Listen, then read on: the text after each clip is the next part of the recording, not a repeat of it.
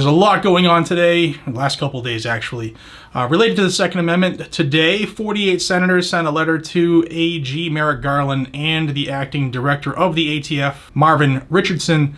Sit by and watch this episode of Guns and Gadgets because it's about the pistol brace issue.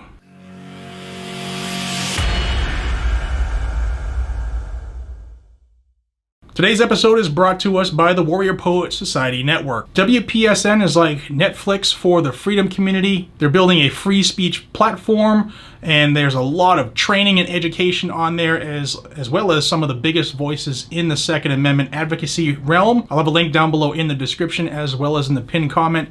And if you use code GG10, that'll save you 10% monthly on your subscription. There's a lot of great stuff on there, guys and gals. Some of the biggest names in our game. Check them out. Link is down below. Thank you to WPSN. All right, guys and gals, let's get into this letter that was sent today from 48 U.S. senators to Attorney General Merrick Garland, as well as Acting Director of the ATF, Marvin Richardson. Here's a letter on screen. It says, "We write to you to express our grave concern regarding the Bureau of Alcohol, Tobacco, Firearms, and Explosives Proposed Rule 2021 Romeo-08, factoring criteria for firearms with attached stabilizing braces, published in the Federal Register on June 10th, 2021. ATF claims that the objective of the proposed rule is to clarify which uses of stabilizing braces bring within the strict regulatory ambit of the National Firearms Act of 1934 and the Gun Control Act of 1968. But the way the proposed rule is written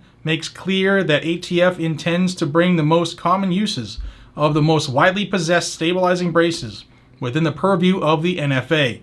Doing so would turn millions of law-abiding Americans into criminals overnight and would constitute the largest executive branch-imposed gun registration and confiscation scheme in American history. We therefore vehemently oppose this proposed rule and urge its immediate withdrawal." To one unfamiliar with stabilizing braces, ATF's proposed rule and accompanying regulatory analysis suggests that these braces are dangerous alterations to firearms designed to help criminals evade federal law. Nothing could be further from the truth, and ATF knows that. After all, it has repeatedly blessed their design, manufacture, sale, and use. The impetus for the manufacture of stabilizing braces was to assist disabled combat veterans in shooting large pistol platforms that were otherwise too cumbersome for a disabled shooter to use. In 2012, ATF announced that attaching a stabilizing brace to an AR-type pistol did not convert that pistol, regulated by the Gun Control Act, into a short-barreled rifle regulated by the NFA and subject to the NFA's taxation and registration regime. In 2015, ATF announced that attaching a stabilizing brace to a pistol that could allow the pistol to be fired from the shoulder converted that pistol into an SBR. Just 2 years later, however, in a letter to a manufacturer, ATF appeared to rescind its indefensible 2015 ruling. ATF thereafter issued private letter rulings blessing a wide array of stabilizing brace configurations from a host of manufacturers. ATF's effective rescission in 2017 of its previous misapplication of the law, combined with its repeated letter rulings approving stabilizing braces, created a thriving market for these stabilizing braces. Millions of law-abiding Americans have purchased braces to add them to their own firearms or purchased firearms with braces already attached.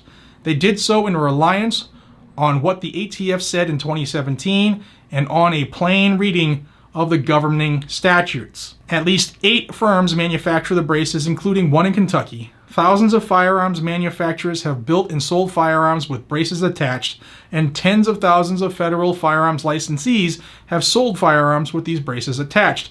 Untold thousands of American jobs are associated with the design, production, marketing, and sale of stabilizing braces. Having fostered this vibrant market in which millions of law-abiding Americans have participated, ATF now suddenly changes course. Its proposed rule would yank the rug out from under those law-abiding Americans. Though the agency purports to seek comment, the notice and the criteria laid out in the proposed rule makes clear that ATF has already made up its mind. The overwhelming majority of braces currently in use are unlawful. ATF is merely covering its retroactive gun grab with the patina of administrative process. The proposed criteria for making an ad hoc determination as to the status of a brace-equipped pistol were reverse engineered by ATF to ensure that they will be subject to NFA regulation as an SBR. If ATF proceeds as it proposes, virtually all stabilizing brace-equipped pistols in circulation will become contraband. ATF has not disguised its intentions.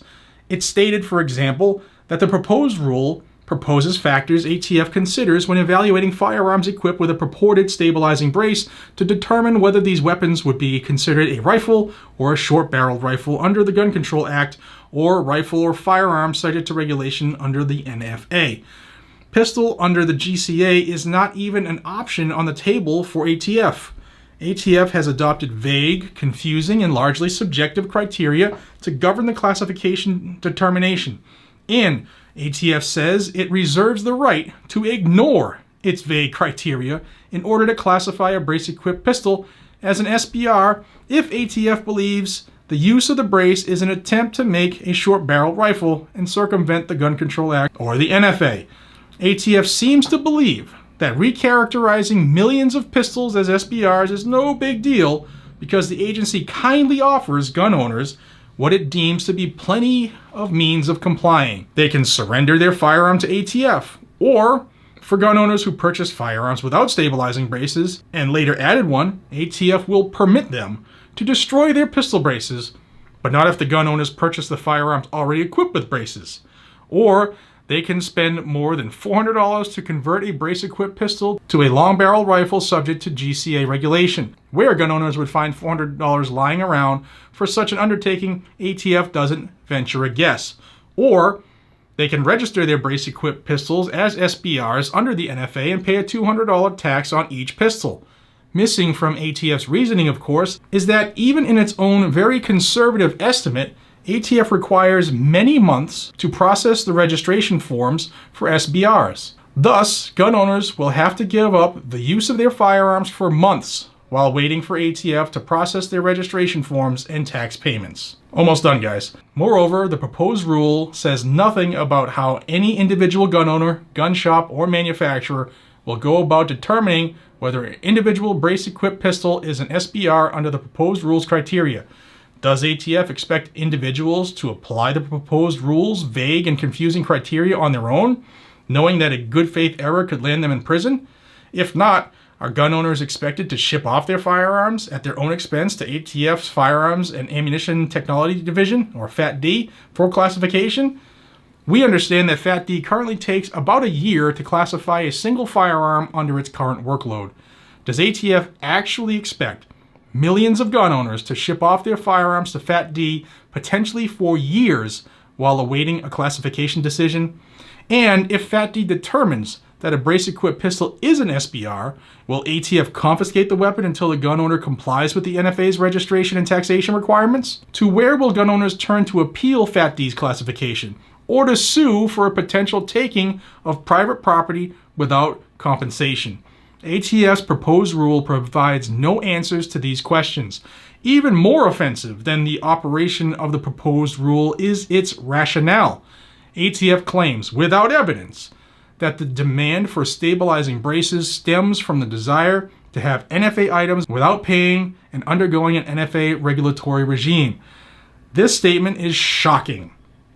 The original demand for stabilizing braces was to promote inclusion to ensure that disabled veterans could shoot large pistol platforms notwithstanding their disabilities. And demand over the last 5 years is surely attributable to ATF's classification letter and much publicized effective 2017 letter effectively rescinding its 2015 ruling against stabilizing braces.